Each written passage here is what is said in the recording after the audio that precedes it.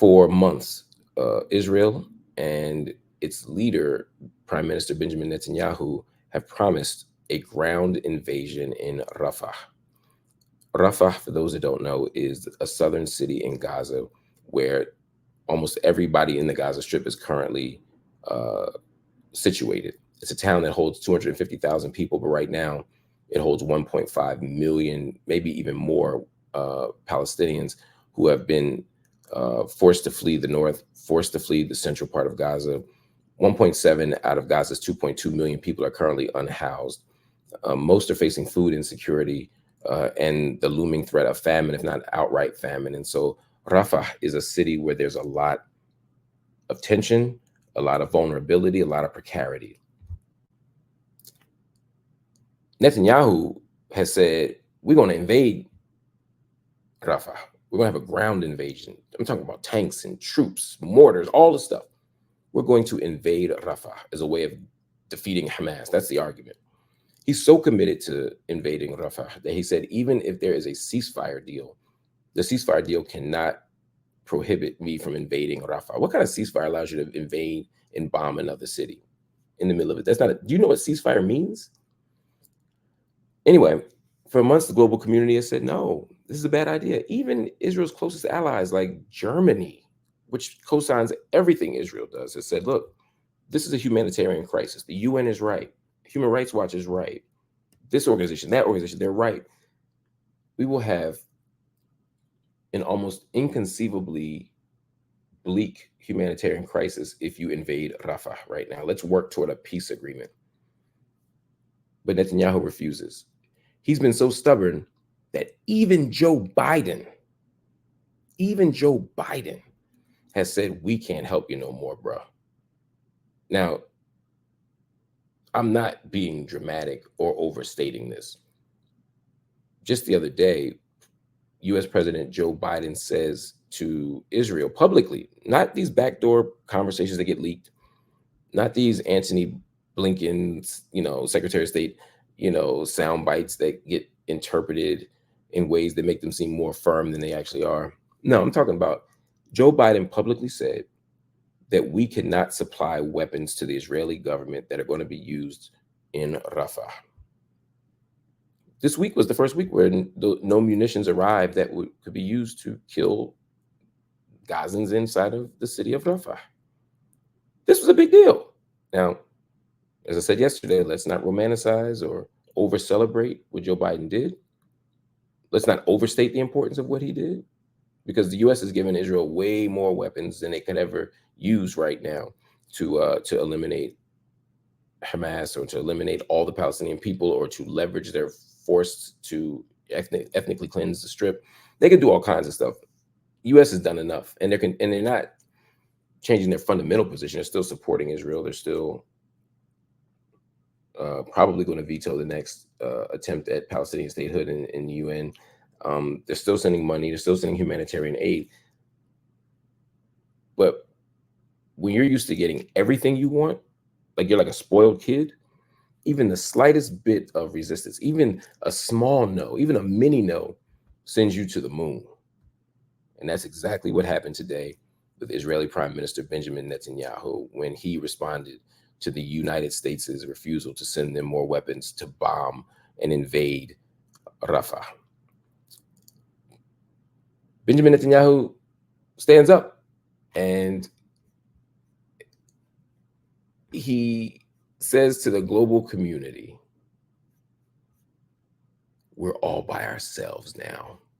We didn't need the United States anyway. We don't want those problems. He didn't actually say that, but here's what he did say.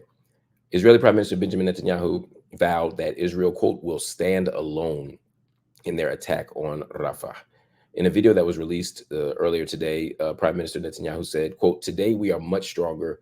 We are determined. We are united in order to defeat our enemies and those who want to destroy us. Now, of course, as I noted, the Prime Minister's statements are in response to President Biden's decision to not send shipments of weapons to Israel if they choose to invade Rafah. So Prime Minister Netanyahu had two choices.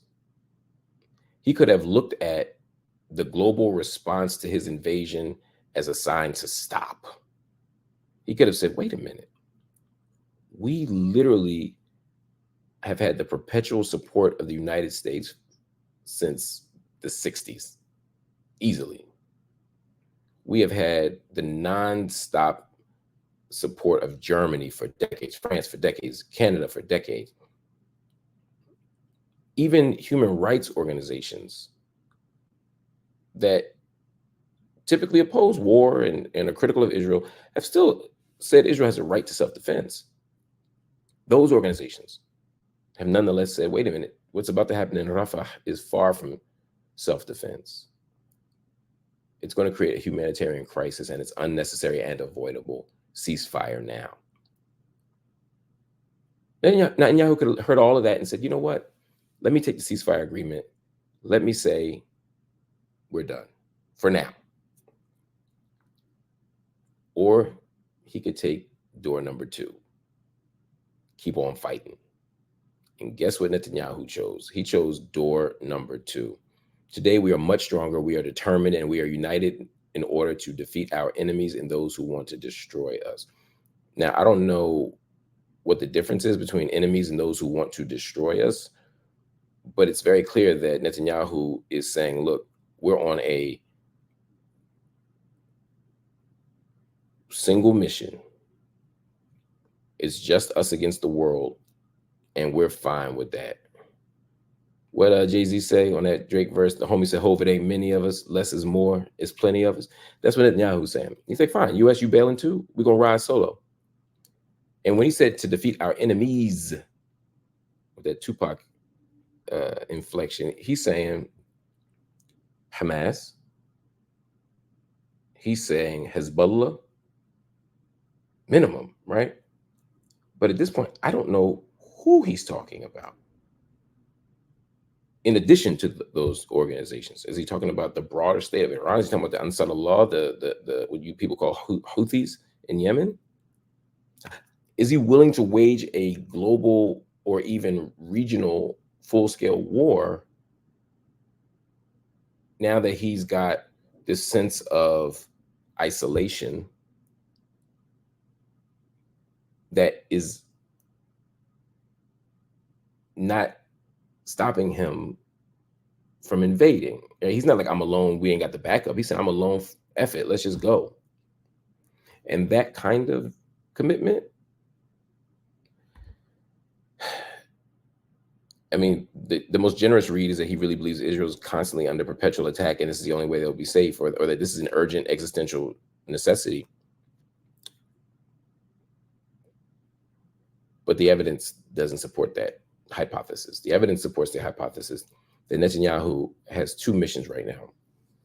One is a deeply embedded political Zionist commitment to full Israeli control over all of historic Palestine. He's seeing this moment as an opportunity to further empty the Gaza Strip, to expand settlements in the West Bank, and to basically intensify and expand Israel's control of all of what it calls Eretz Israel. Then the second thing is Netanyahu don't want to go to jail. Benjamin Netanyahu is facing significant criminal charges, and it is very likely that Netanyahu will end up in prison the moment he steps out of the prime minister seat. And what's the best way to stay in office as a head of state? Be a wartime president, be a wartime prime minister, be a wartime chancellor, be whatever the job is, be a wartime version. People don't like to change leadership during war. People are afraid during war. People are closing ranks during war. And while Netanyahu certainly has opposition, I mean, you can see liberal Zionists all marching through Tel Aviv. They be showing up at his house. They be showing up, speaking out against the war and demanding the return of hostages and calling for Netanyahu's job. I'm not saying it doesn't happen, but whatever Netanyahu is experiencing right now, in terms of political opposition, will be a fraction compared to what he would receive if he were to step out of office. So he has a commitment to continuing this. He knows that by invading Rafah, which is going to be met by significant Hamas opposition. We already see it, right? Hamas is already firing mortars back at Israel because Israeli tanks are in the middle of Rafah, forcing people out. He knows that this is going to produce a kind of response that will allow the war to go on.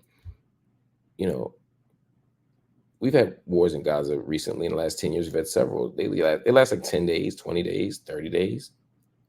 We're on day 215, 216 as of today. And by the way, if you want a full analysis of this, please check out the War on Gaza report that I do every day right here on the Marc Lamont Hill official channel.